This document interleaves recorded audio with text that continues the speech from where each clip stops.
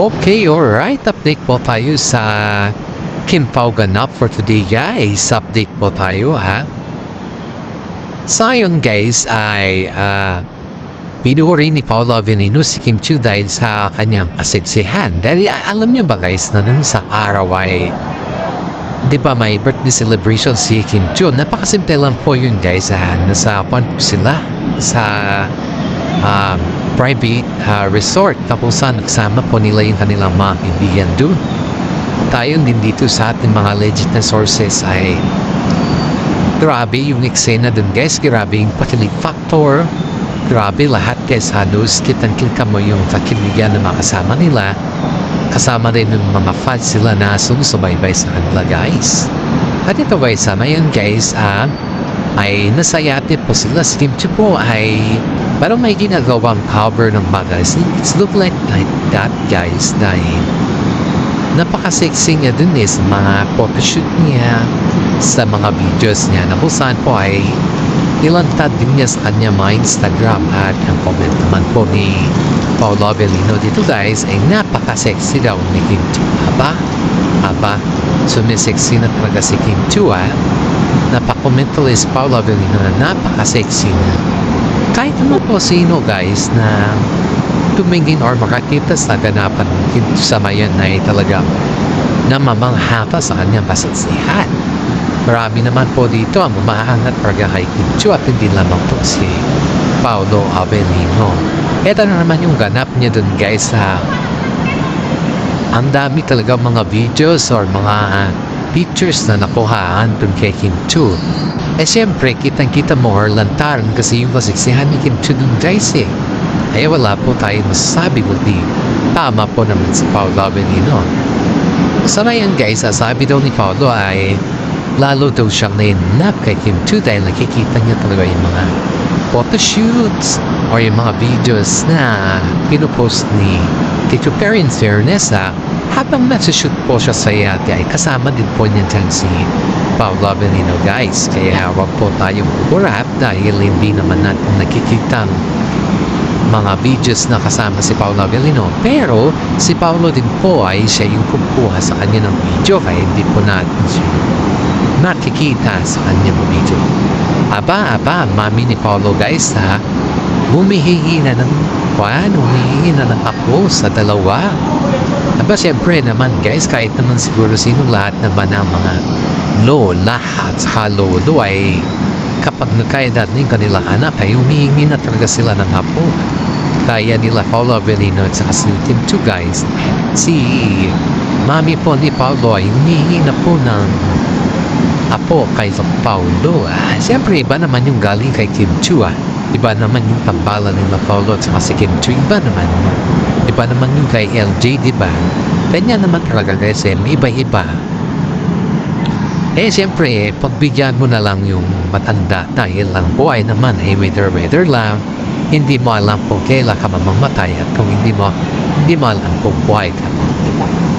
Hinihingi na po yung apo kila Paolo Avellino at saka Kim Chiu ayon dito sa ating legit sources ay dahil para kasing sa sobrang project o sa sobrang busy kasi ng dalawa pero hindi kasi nila yung bang wala sa plano, hindi naman sa wala sa plano, guys, pero parang malayo pa kasi yung sa kanila yung tinatawag na engagement or yung kasal pa. Pero yung dalawang parig na parents, both side nila, guys, ay humihingi na sila ng apo sa kanila.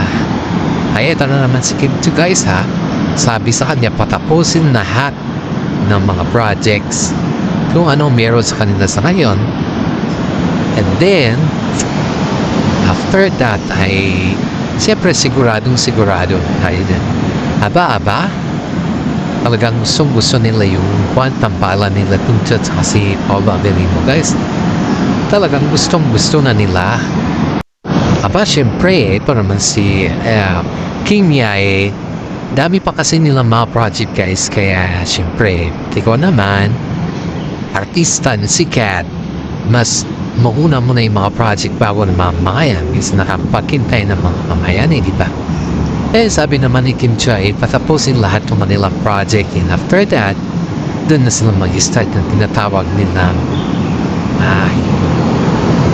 family moment pa yung move on sila ni Paolo Avellino. Aba guys, nag-sales po ito si Paolo Avellino doon sa kasama ni Kimi doon sa yate akala lang natin hindi ito nagsiselos dahil kapag tinitignan mo kasi si Paolo parang dead man lang sa kanya yung nakikita mo, parang she's not aware of everything na yung bang pakiramdam mo ay okay lang, parang ganun. Pero in fairness si Paolo Avellino talaga ay selos ng selos. Hindi lang natin nakalain na ganun pala siya magselos. Pero siyempre, galamay naman ni Kim Chu yung pagsaselos si Paolo. Alam niya naman at saka ramdam niya naman. Tuwing nagsaselos si Paolo guys, ay tinitignan na lang siya ni Kim Chu, tinitignan na ng maayos at yan ay nilalambing niya. And siyempre naman, kahit naman siguro sino magsaselos niya, sa ganda pa naman ni Kim Chu. Itong mga fans sa atin guys, may isang actress na feeling fans sila Kim Chu, pero pagdating naman sa mga comment factor guys, ay siya yung number 1 na nagko-comment ng mga negatibo.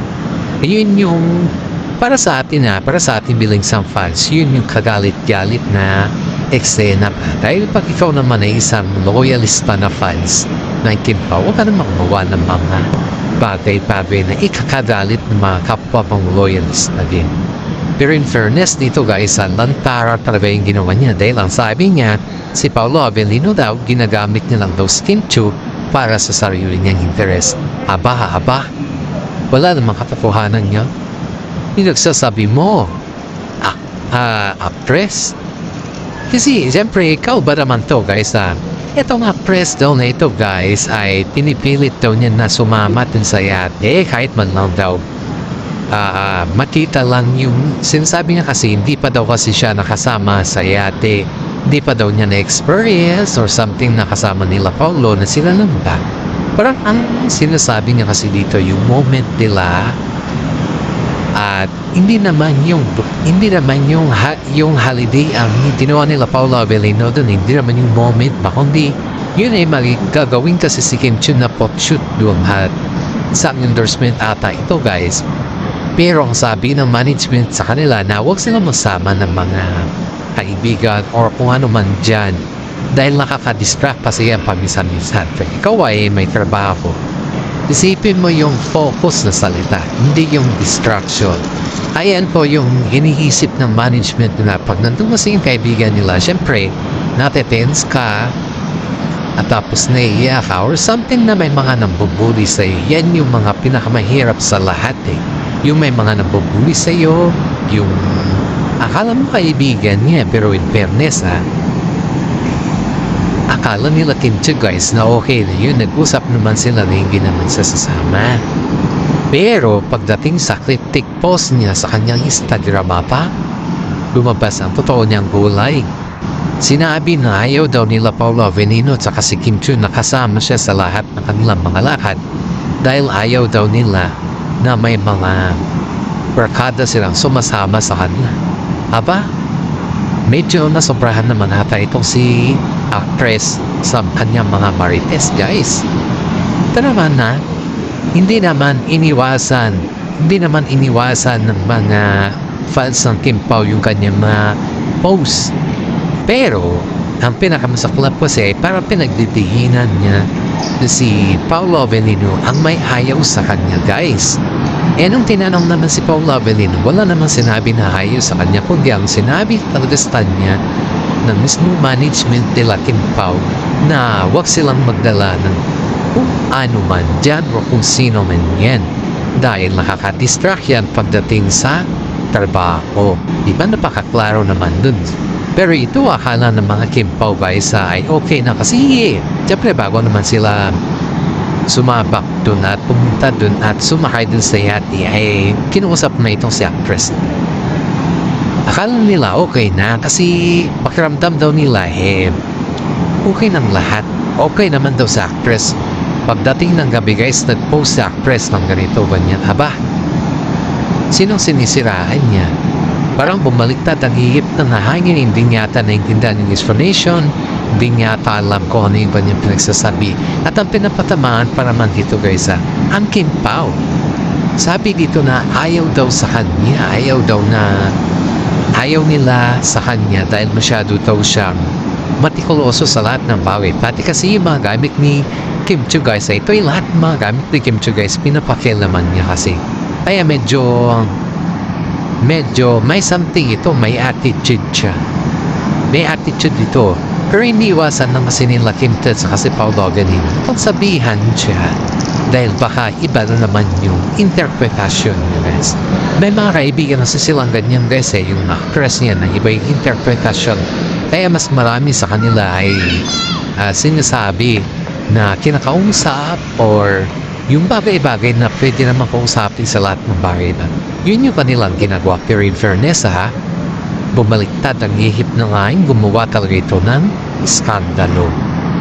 Ito guys, tinuturing talaga ni Kim Chiu na kaibigan siya dahil alam mo kapag kapag ito ay may hinihingi kay Kim Chiu ay kahit ano man yung hinihingi niya basta mayroon na may Kim Chiu ay binibigay niya po guys. Pero sa kabila ng lahat pala ng mga tulong or mga binibigay ni Kim Chiu,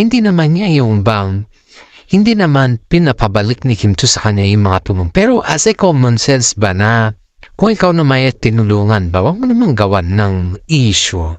Huwag mo gawan ng kung ano-ano man dyan dahil hindi naman utos ni Kim Chiu at saka si Paolo Avellino na hindi ka isasama kundi utos yun ng management. Marami sa ngayon guys ang nagsasabi na ang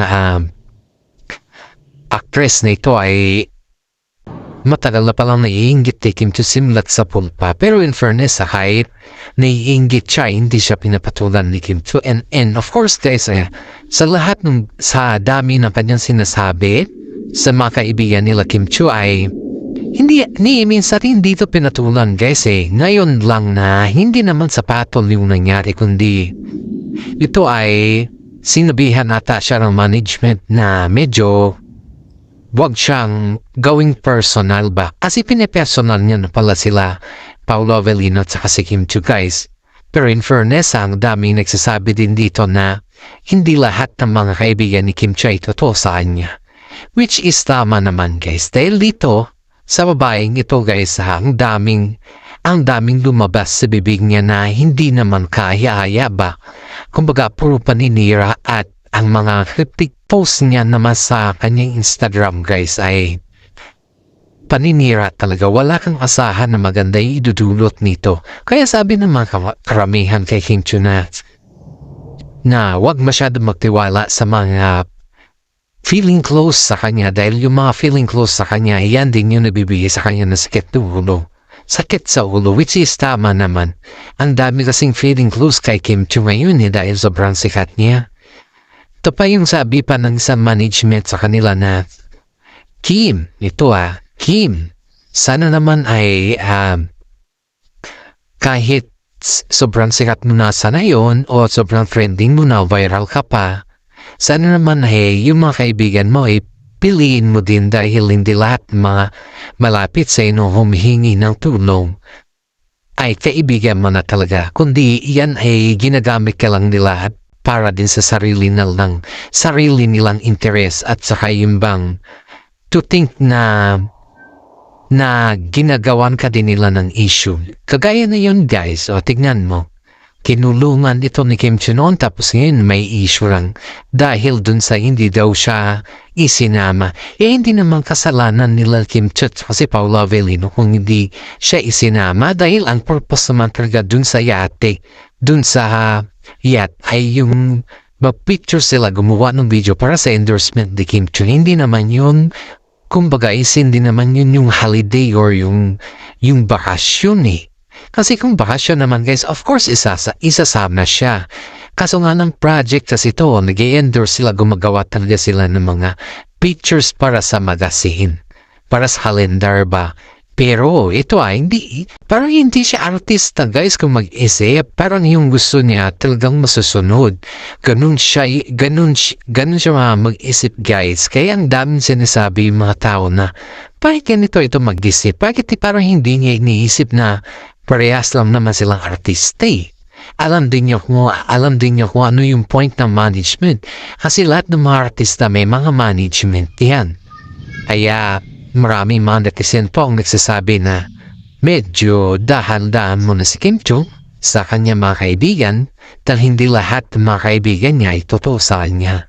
Ito pa guys, ayon din dito sa ating mga legit na sources ay si Paolo Avellino ay medyo nainis dito sa actress na to. Kaso nga lang, si Kim Chiu kasi, huwag mo nang patulan.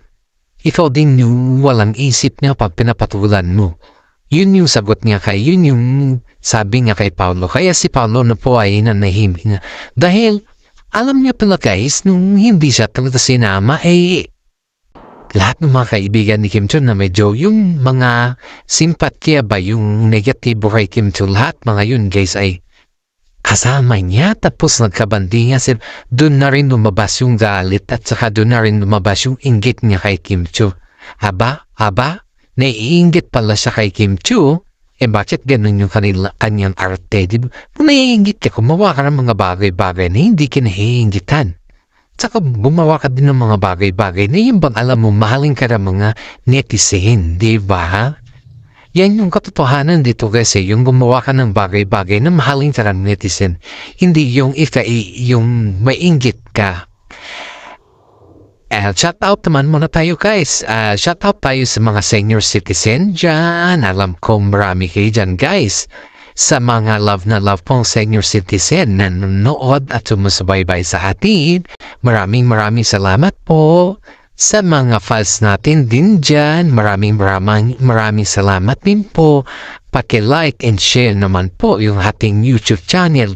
Isang malaking tulong na po to para sa ating lahat. God bless po at ingat po tayo palagi.